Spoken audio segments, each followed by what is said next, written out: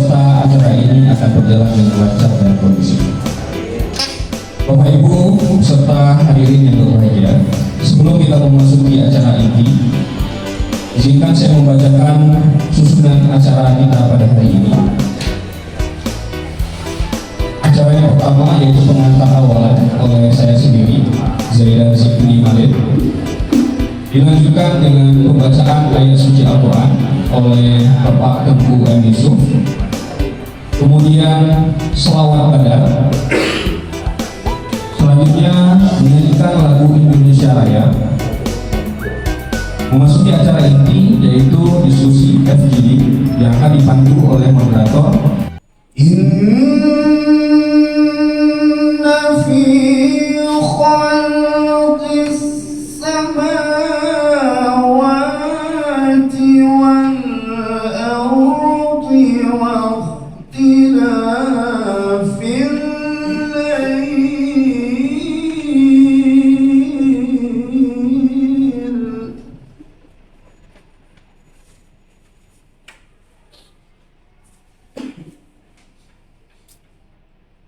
واختلاف الليل والنهار لآيات لأولي